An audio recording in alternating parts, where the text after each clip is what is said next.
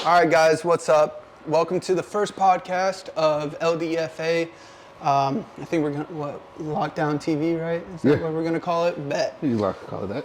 Yeah, LockDown TV. Today we're just gonna be talking about a few things. We're currently in a garage, so if you guys see us sweating a shit ton, that's why. That's why. First off, this is AJ. He's been helping us out with all the training and all the, skills shit that we all do. I've been working with him for years on end. First met him doing playing football for the Outlaws. You probably can't see it with the helmet right now, but we both played for this team for years on end, and just formed a group from there. Go ahead if you want to talk about yourself a little bit, more than I can at least. Like I said, my name is AJ, owner of LockDown Football Academy. Like I said, met playing the Outlaws. I played for them for 12 years. It was a fun 12 years. 5 championships. I mean, I knew the day was going to come. Day came, finally walked away. Now I focus on my training, focus on coaching high school, coaching youth.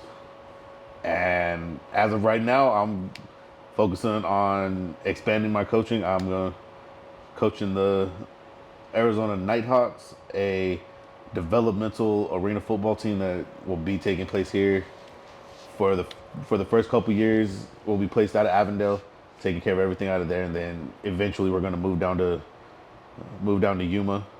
So that'll be fun. It's a far drive. Ain't nothing out there really. There's absolutely nothing out there, but luckily, guy who's running it, he's got plans for the future, which many guys don't come up with. Mm-hmm. But he's already got the plan for like 5-6 years ahead. Yeah. So that's always awesome. I'm glad to hear about that, because he was talking with me, and you guys were saying that you guys plan on building an arena out there, right? Yes, he's got the area set out. He's just waiting for a couple permits to go through, and then we're gonna start getting everything built. That's good. I can't wait for that, because having a developmental league like that, besides, I mean, we obviously have the IFL with the Rattlers, and we have the Wranglers out here and stuff like that, but to have another team like that come in, and especially for developmental, especially with all these kids that are coming out of high school, being able to get that shot in college, this is definitely a step up to being in that professional aspect in a sense. So what are you guys' expectations this year for that stuff? I mean, our expectations are pretty much just like any team. Mm-hmm. Our plan is to come in, do what we got to do, get to that final game and get that championship. Yep. We got quite a few guys whose mindset is driven towards that. We got our quarterback KP. We got a few receivers and like Alex, and our running back Angelo. Mm-hmm. Three guys last couple of weeks who have been proving themselves, leading it. Everything's really been running through them, and watching the team grow, watching them become a team, watching everyone get on the same page. Mm-hmm. It's an awesome feeling. Having watched it many times as a player, now watching it as a coach is a much different feeling. Mm-hmm. How's that transition for you? Because I know that like once that 1 year hit, you were still kind of itching to be out there a little bit. Oh yeah, the transition's going pretty good. It was tough. Yeah, it was tough. Especially watching the Outlaws go and get without everything they're doing now, and the national championships and all that. It was tough, but like I said, I knew the day was going to come, and for me that day came. So I kind of decided to take the step back, do what I do now, let the young bloods come in and start taking that over. But my time as an Outlaw was fun. I would never change it for the world. Yeah. Everything we went through. I mean, getting to play the elite in Cali, playing quite a couple different Cali teams. I wish I was part of the team for that, because I was in high school during all that. Oh yeah, it was fun. That Texas one though, that when we all flew out to that was for my rookie year. That was definitely a lifetime experience that I'll never take back. Thank you, Steve. Steve, I doubt you're watching this, but if you are, thank you for that. You guys, yeah, that was definitely an experience. Oh yeah, but yeah, when it comes to everything, Outlaws are pretty much why I do what I do now. Mm-hmm. Training the kids, kids like you said, kids don't get the chances they should should get. Yeah. Always got different avenues to be able to get them to that point.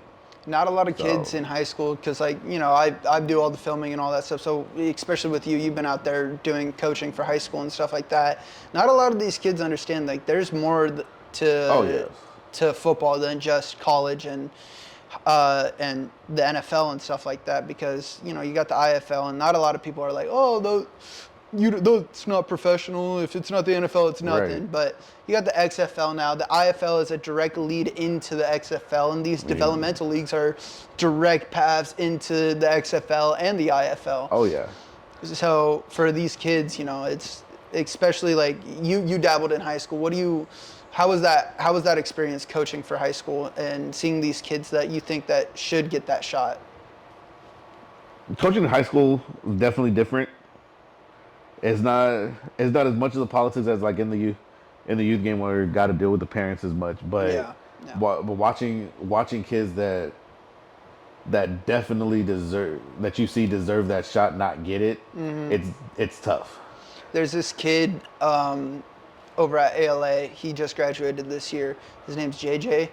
Man, this kid could be definitely a D1 running back I feel bad for him if you're watching this.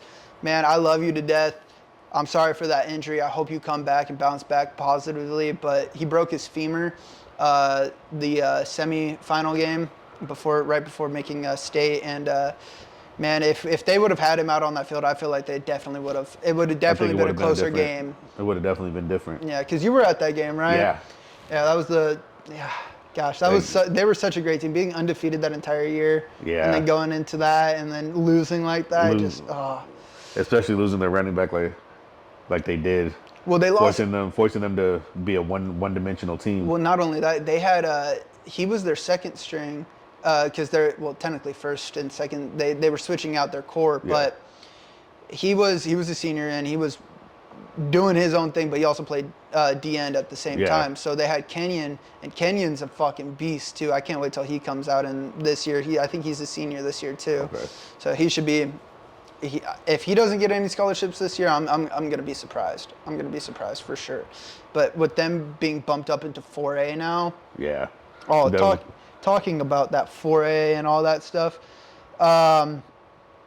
Thank you to I think it's Westside Sports Arizona. You guys have been posting a bunch of stuff and been keeping everybody updated in high school sports. So I appreciate that. But I do want to take a look at this because they did post their predictions for this year for their 3A conference rankings. They got Ben Franklin at 2. I think this is Cesar Chavez at 1. And then Thatcher at 3. I don't really know a lot of 3A teams like that, really. But, I mean, this looks kind of on point now that ALA is not in there. I feel like 3A doesn't really have too much competition as of right now. Do you know a little bit about 3A at all? I know a little bit. I know Ben Franklin's not a team to sleep on for sure. Mm-hmm. I know they've been a pretty tough team the last couple of years, and I think it was Pushridge that beat ALA. Pushridge, yeah, they did end up winning. Yeah, they have Pushridge at 4 on here. That's surprising, seeing as they did win. Yeah. I think it's because their entire squad was like low-key seniors, so they lost a lot of people. So if that is the case, then I could see why they would be put at 4. But losing quite a few seniors is extremely tough. Mm-hmm. I know. Last school I was at, we lost 20 seniors. Jesus. Yeah, 20 seniors that are going into this season. I know at Camelback it was definitely tough when we lost, I think, like 15. Oh yeah, I do remember that. Yeah, so because that was KK's sophomore year, junior year. KK's sophomore year, and then KK and them did just graduate too. Yeah, I did see that. KK is going the JUCO route right now. Is he? Yeah, he's playing with the Salt River Scorpions. Mm. I know Texas and Day they're going to Ventura. Oh, really? They're going to Ventura in California. Congrats to them. I think Dontre is going to Snow College. I think I did see him post that. I believe he's going to Snow. I can double check that. This 5A rankings I feel like are pretty solid.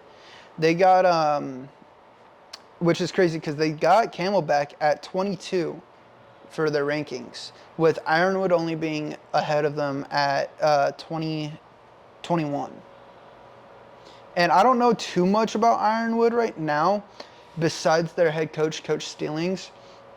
He was coaching over at Shadow Ridge when I graduated, and I coached with him over there for a little while.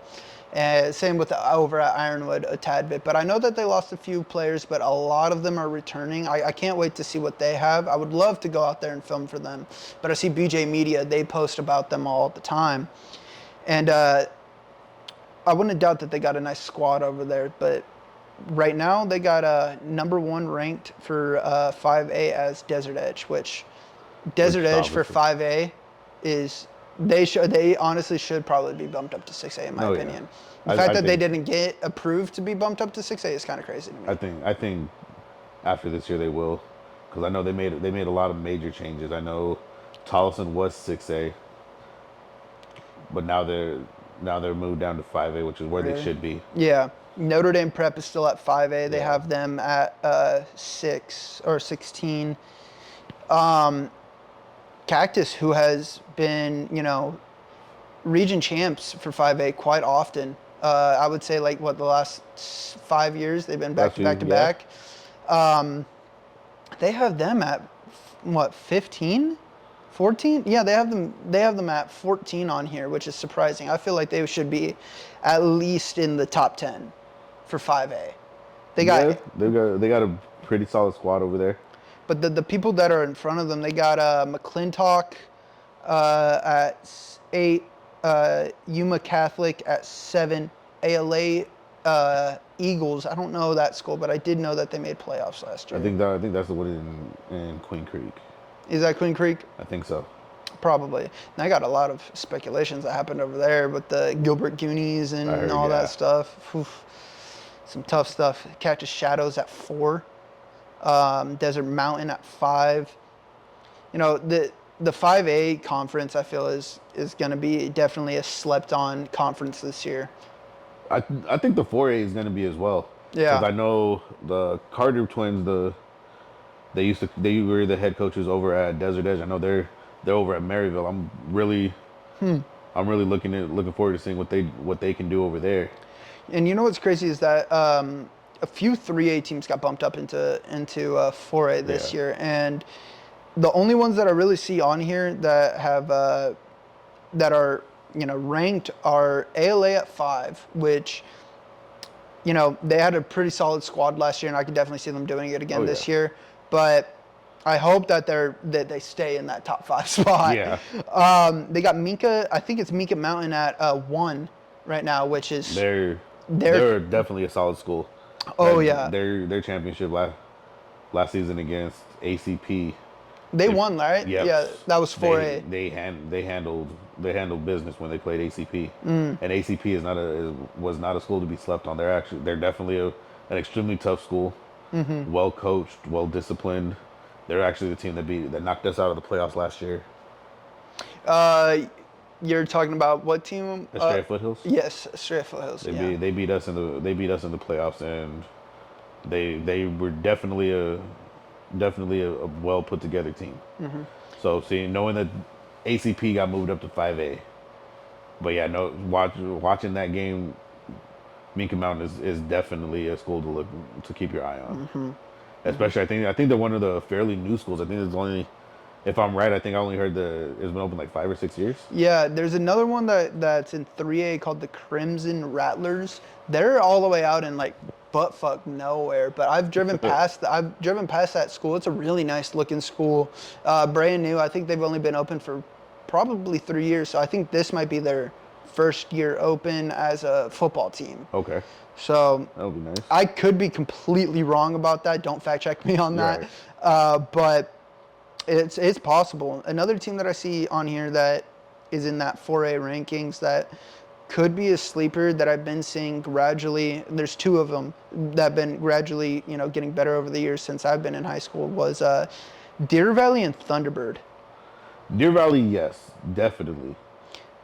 Deer Valley I know they were undefeated last year. Yeah, they went undefeated and up then until week 10. Yeah. When Estrella Foothills beat them 21-7. Oh yeah. And that sparked so much controversy because we beat them and they went from the 16th seed to I think like the 24th seed. Damn, going from undefeated to like 9-1 at the end of the year, and then. So, I know that sparked a lot of controversy, which I think is the reason now, part of the reason they bumped up the number of teams in 4A for playoffs to 24. Okay, that probably makes sense. Yeah, I mean, I would be pretty heated if I had a 9-1 record and then there's like 5-5 teams making it over us. Yeah. So going into that game, that was like we knew the stakes pretty much. That was a win or go home. Did you guys ended up making playoffs, right? Yeah. We ended up making playoffs and we lost first round to ACP. Yeah. Arizona College Prep out in, I'm thinking like Chandler. Okay. There's like the Chandler Mesa area. Mm-hmm. Like I said, definitely great school, awesome team, awesome coaches. Even though they had beat us, it was nothing but respect for them. Mm-hmm. Hoping they made it far. They, like I said, made it to the championship. Sadly, didn't make it. Sadly, didn't win it. Mm-hmm. But yeah, they had a great season. So only lost one game. Yeah. I think it was like to Crown High School or something. The high school, like from 3A, I would say anything from like 3A on down is like, you guys got competition, but not enough. That 4A on up, dude, I can't wait to see what happens this year. There's a lot with all these 7-on-7s that I've been seeing and all these new transfers and how, even in the college aspect, the transfer portal has gone crazy. I feel like that's kind of trickled down towards high school. All these kids transferring now. I can't wait to see what's going on because these open divisions are looking pretty nice. They got Bash at 1 right now. Oh wow! Over Liberty. That's the shocker. Yeah, and with Liberty, I mean Liberty could go back to back, three-peat it. Oh yeah, I think they could. If they three-peated, that would be crazy. But this is where I have my problem. Here, give me 1 second. I'm gonna check the cameras real quick, make sure everything's good. Okay, yeah, we've been only rolling for 18 minutes. But taking a look at this stuff, the problem that I have with the new playoff system is that this open division, they only made it 6A this year. Yeah. It makes no sense to me. You might as well just have, it's two 6A, two 6A championships at the end of the day. Yep. Open division was created my junior year for a reason, and that was to get all these 6A and 5A and 4A who are the top of their division into this division and make it basically the Arizona State Championship, like actual state championship.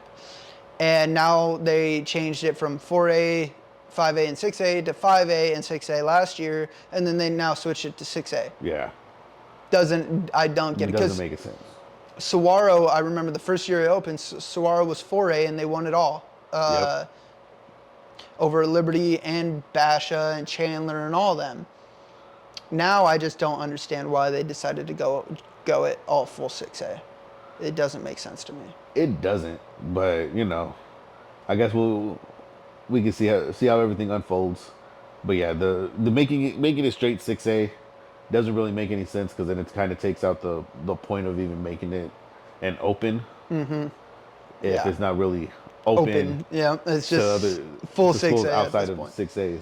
They got this is what they have it as. They have Bash at 1, Liberty at 2, ALA. No, I think ALA Queen Creek is the Patriots. Okay. I think that's the Queen Creek one.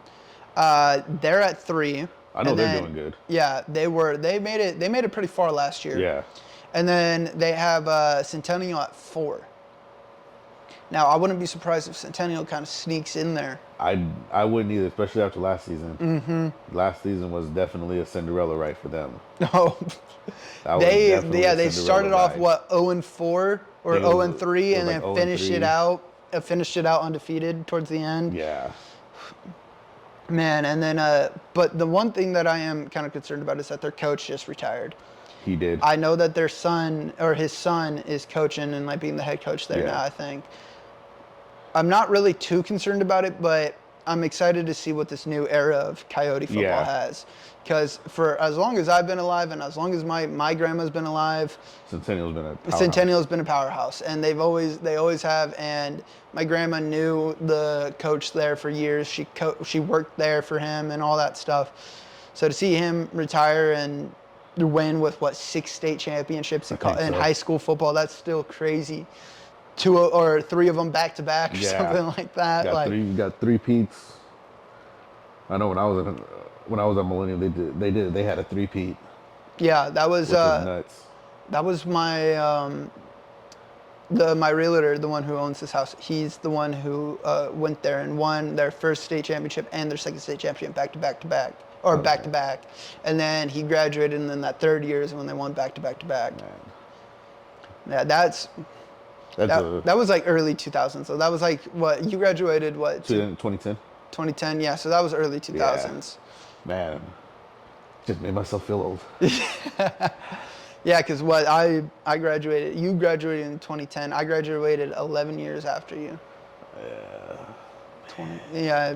21. Yeah, Lee. Yeah, I feel old yet? I do.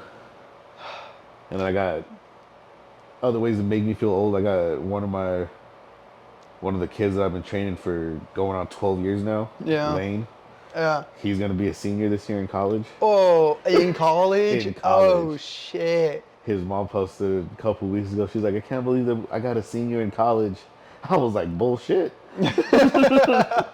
No, you don't. I was like, bullshit, you do. He's like, no, I'm pretty sure I do. Yeah, no, that's crazy because I think I know who you're talking about because you posted about him going into college. He was your first student, right? He was the first kid I ever trained. He's pretty much what gave me the idea for the name LockDown Football Academy. Mm-hmm. Like he's 100% my. People say, "What's your go-to story for training?" It's him. It's 100% him. I'd met him in youth football. He played for the Raiders AZ. Yeah, let's take a quick break and then we'll go back to that. Keep recording. That's recording. All right, now we're back. Sorry about that. All right, go on. But no, like I said, met him playing for the Raiders AZ. He was an unbelievable safety. Mm-hmm. Track the ball, get to the spot, everything. Ball hawk, like crazy. Only problem was he couldn't catch. Couldn't catch to save his life. God. He could knock the ball down with the best of them, but he couldn't consistently catch.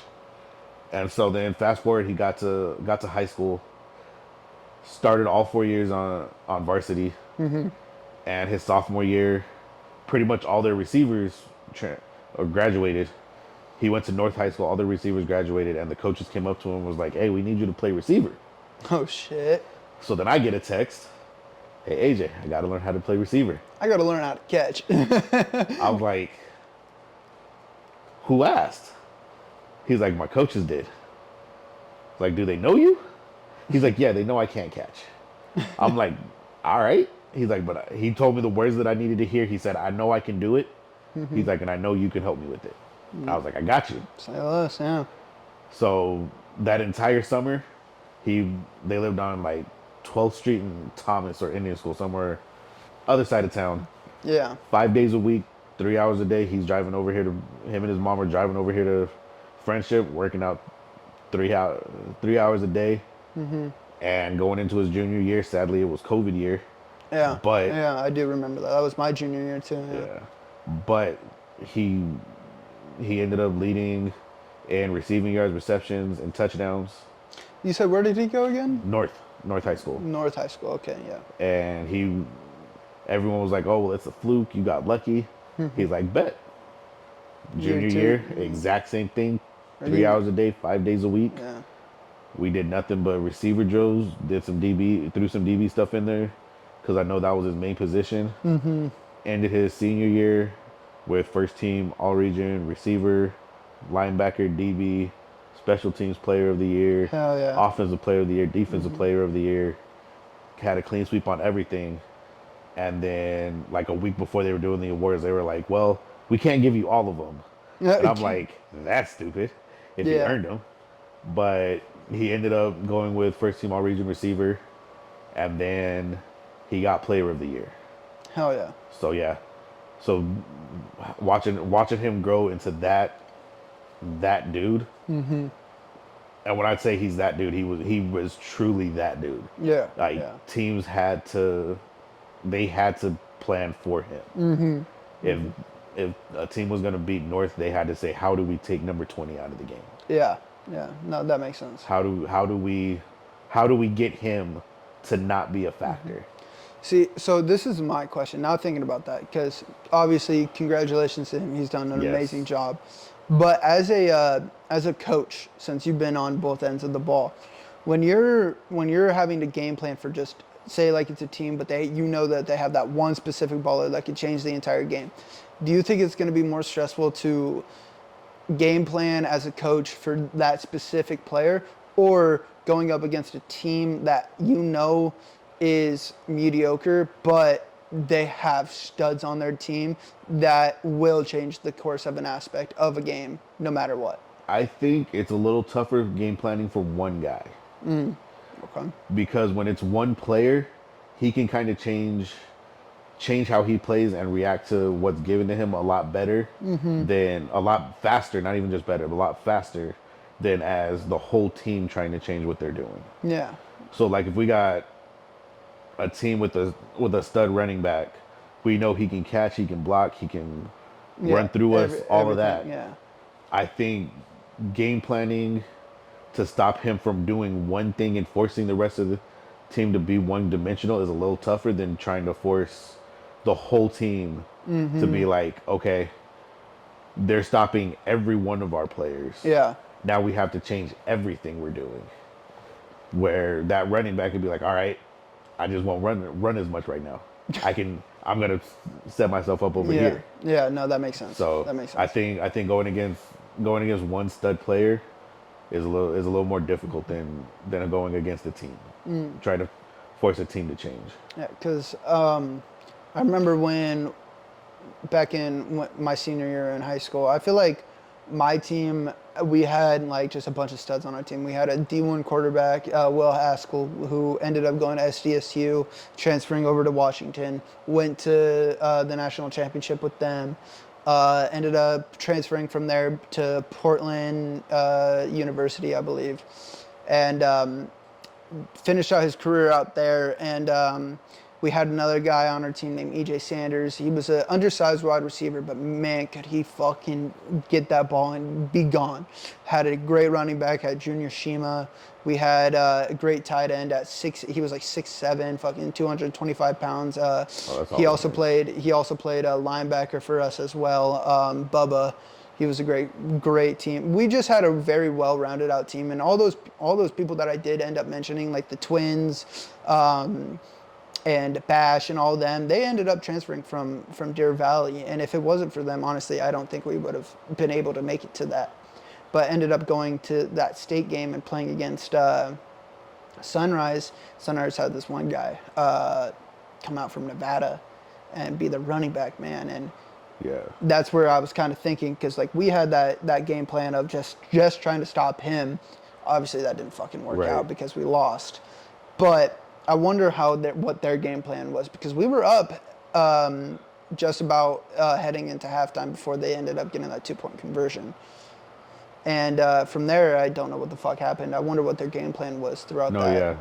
Yeah, trying to, like I said, with the one guy, the coaches can make that change to him, and then pretty much the rest of the team is one of those things where it kind of falls into place the right way, and then that one guy goes from being kind of stuffed at one point. Now he's back to being open and being that guy again. But yeah, Let me make sure you're in frame real quick. Oh yeah, you're chilling. That's you, by the way. So. I mean, but yeah, so I think the one guy is definitely tough, and like I said, can't say much, can't say a lot about Lane, but yeah, he was definitely. I had a couple coaching friends across the state. They'd be like, "Hey, you train number 20 at North?" I'm like, "Yeah." They're like, "That's the guy we got to stop. Yeah. That's the guy we got to get to." I mean, and he was all over the field. Like it was one of those things that he would move guys out of the way and be like, "I got this spot. Go take care of this." Yeah. We had a guy like that. He was a senior. I think my freshman year or junior year or something like that, or sophomore year. His name was Stone, and crazy enough that wasn't a nickname. That was his actual fucking name. But man, it could have been his nickname, dude. He was as short motherfucker, 5'8", 5'9", around my height, and just bulky, man. I'm talking about like close to like 240, I would say. Just straight fucking pure muscle, dude. And he was probably one of the hardest hitting linebackers. Like I've been talking about like Luke Kuechly type of hitting and like fucking Bobby Wagner type of fucking like IQ level, dude. Okay. Like this guy could fucking ball out. I'm surprised he didn't end up getting any offers or anything like that. But I remember Cactus had this one running back who was around the same size as him, but they were both like headhunters and like wanted to hit each other. I've never seen that man get fucking stood up like that before and just like stare at another. They met in the middle, right? And they hit each other so fucking hard that they both just like stood up, looked at each other like confused that none of them fucking just went down. I've never seen like a play just like stop mid fucking play, dude. It was crazy. So now that we're done talking about all that stuff though, what is one of your most like memorable moments in football when it comes to like playing, being a coach, just like any memories that you could think of that you just ultimately cherish the most? I actually got two. First one being getting my first ring with the Outlaws. That was definitely an incredible moment. Being able to get that first ring. How old were you when you got that? 20. Yeah, 20. Okay, so you're around my age. Yeah. I think I was 19. I think I was 19 or 20.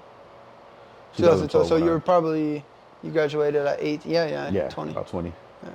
So yeah, that's the first memory. The second memory, be honest, goes back to Lane watching, because when he signed his commitment letter he goes to Ripon College. Okay. In Wisconsin. When he signed that letter, he asked me to be there part for of that. Yeah. So being able to watch the kid that I've been training for years on end. Yeah. Get that full ride, that letter, meant a and lot. being able to watch him sign it, that definitely was a huge moment. Yeah, because it's not only just like the athlete themselves, Yeah. it's like the people who helped them get there. Yeah. And that's really what all the coaches, all the trainers, everybody that's helped him get to that point. And like having him get to that point, and like his mom was like, he wouldn't be here without you. Yeah. Even he'll say it, but I'm like, nah, this is him. Like, you got to get him on the podcast, bro. To the point, I think he should be back in like a week or two. Yeah, well, hey, whenever he comes out here, let's talk. We'll go through his highlights and shit like that. Yeah, so he was watching him sign that letter. That was definitely, as a trainer, it was my arrival moment as a trainer. It was that point that was like, it was like the you made it type of thing. Yeah, I get that. Before it was kind of, not gonna lie, before it was kind of iffy about whether the training thing was gonna go through. And then he got that letter. He got the offer. He got the letter. Signed it, and I'm like, I could do this. Yeah. And now it's just taking off from there, man. Everything's been blowing up. I'm getting calls to do camps for like recruiting companies that come out here. Man, I gotta help you post on social media so you could reach out there a little bit more. I know. I've been trying to do that too, man. It's what you guys don't understand is how long it takes to do a fucking video, man. It takes so long to create a video and to post it and then not get any views on that shit, bro. Oh yeah. It's like, what the fuck? I spent 7 hours creating a 30-second video and it fucking flops, and then you're like, oh shit, what the fuck? The shit y'all do as like creators and podcasters, y'all got the patience, y'all got the heart of a saint, because I couldn't do it. Yeah, it's hard. It's hard work, but you know, it's something that. Oh yeah. It's a passion, and I feel like the people who are out there that, if you're in high school and you do play football or you do any sports and you don't know what you want to do afterwards, follow your fucking dreams, man. If football's your dream, continue that shit. If it's fucking filming, if it's fucking being an artist, dude, just do that shit. Don't let anybody fucking negative deny you. And we're cussing on here because this isn't for kids, man. This is for everybody. I mean, kids will be on this, but let's be honest. This is where we could express ourselves. This isn't affiliated with any high schools or anything like that. So for the people, for the kids that do end up coming on this show, or for any coaches or anything like that, man, this is safe space. Safe space. Super safe space. And nobody's going to judge you here. So no, we won't. No. Maybe. We may clown you a little bit, but we're not going to judge you. Yeah, nah. If you make a stupid play, just know that's going on a highlight reel right here. It's gonna be our what the fuck moments. Oh yeah, like for instance, Johnny Garcia. I know you're graduated already. But you got a spot. But you got a spot on here from last year. I'll insert clip of you fumbling the ball about 6 times in one game.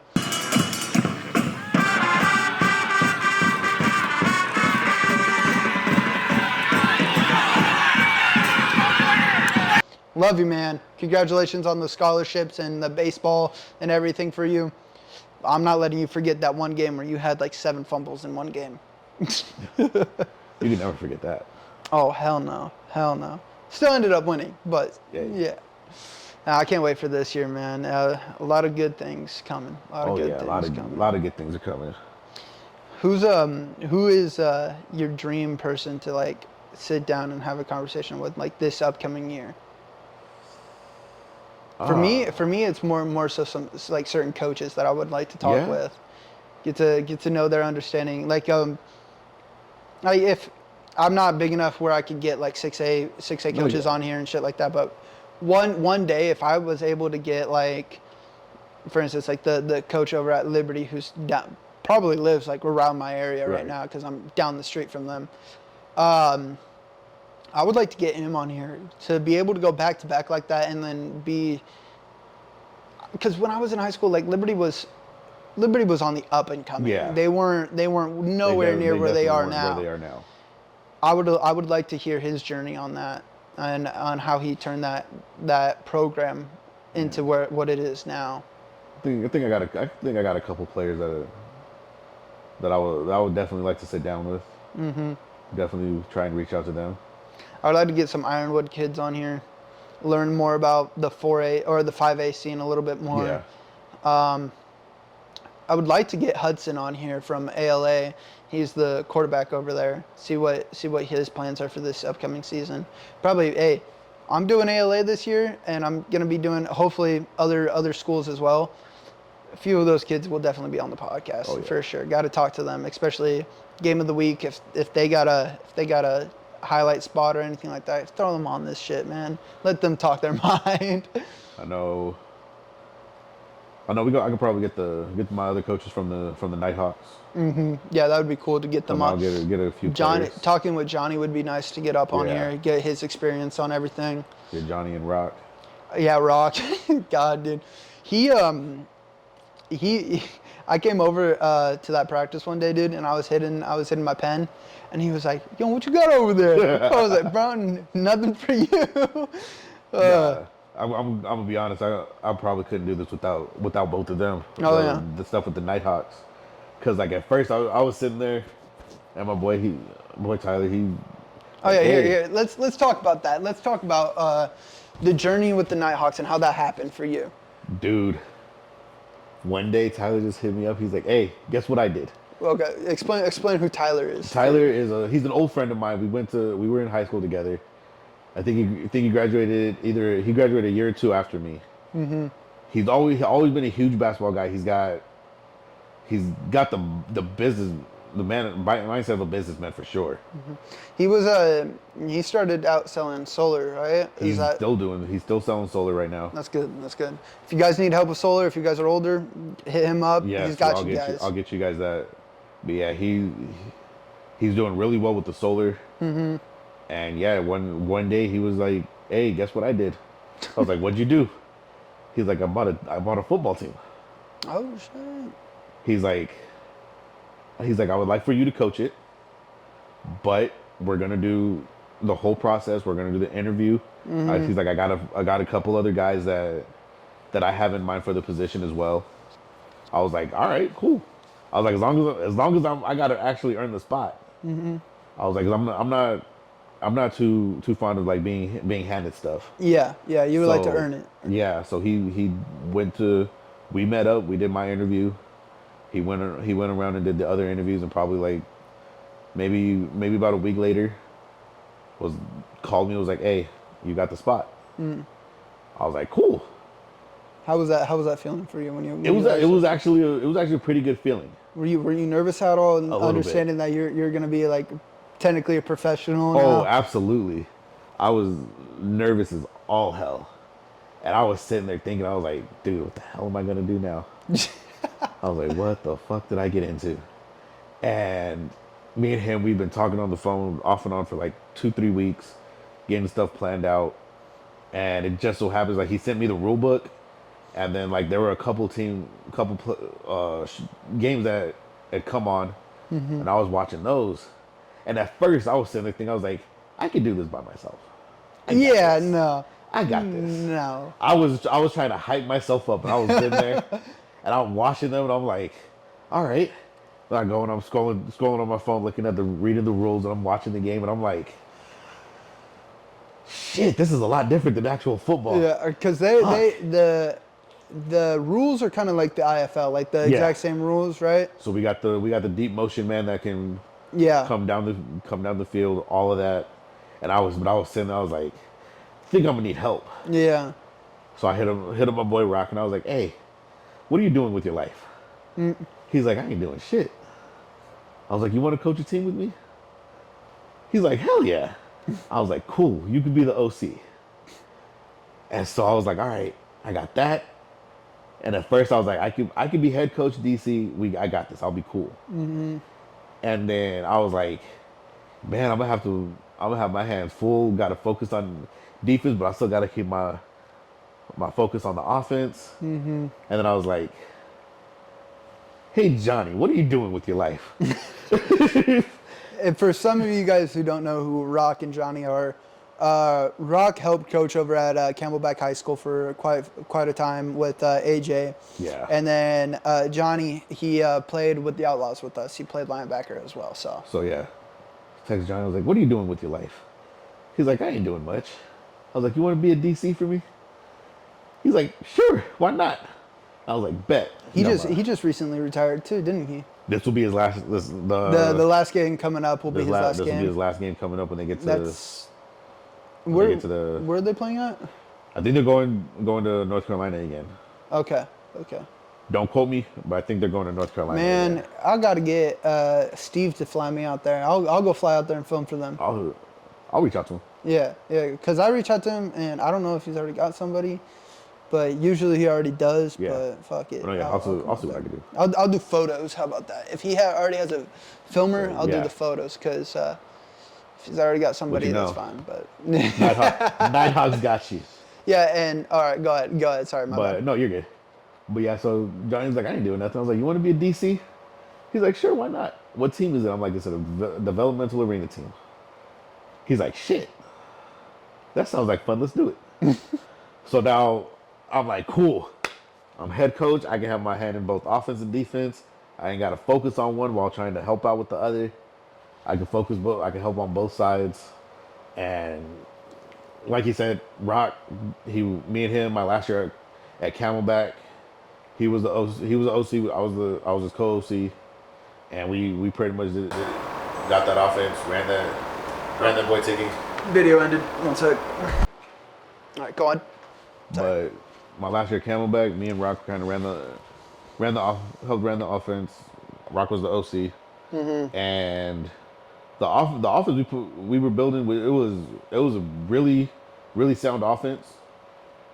It was definitely an awesome feeling to watch that grow. So like I knew right off bat, I was like, if I need an OC, I gotta call him. Yeah. Defense, I know Johnny. He's been playing linebacker with Outlaws us years. for I think like 6 years now. Yeah. So I knew for him, I was like, I gotta. I know definitely one thing he's been wanting to do is coach. Hey man, that 37U football ain't no joke. Oh God, no. I know a lot of people try to clown it and everything. You see all those memes on there, man. But there's some ball. I mean, let's be real. Like most of these 37U, they take it a little too serious. Oh yeah, just a little bit. But at the end of the day, there are some of these players that should be out there playing football, man. Like in like the top leagues. But, absolutely.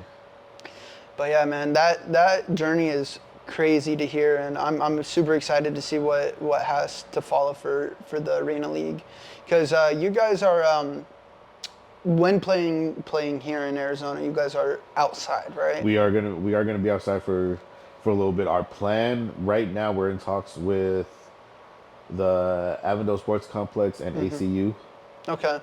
Hopefully, we'll be able to get one of those. It would be cool if you guys could get ACU. Yeah. But Phoenix Sport Complex. They might, or not Phoenix Sport Complex, but there's a Peoria. Peoria. Yeah, the Peoria one, right off of like 75th and Bell. Yeah. I think they have they convert the inside. It's like a hockey arena, but I think they convert it into like a field for like indoor soccer and stuff like that. I would take a look at that, but I don't know. Yeah. I don't know for sure on that. Right now, any avenue works. Yeah. But yeah, we're definitely looking. Yeah, that thing just turned off. So it's overheating, so it's okay. We'll just use the main camera. All right. Sorry, camera overheated, so we had to turn that off for right now. But yeah, I'm excited for this season and the fact that you guys are going to be playing outside. So that's going to be a huge home field advantage at that point, because everybody else is going to be playing inside on turf while we're going to.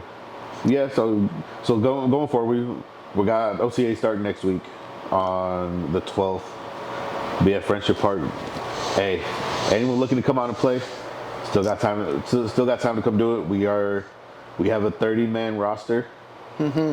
So if you what is it? You guys accept 17 to how old, I guess you could say. 17 and up. If you're 17, you just gotta get your parents' permission. Yep.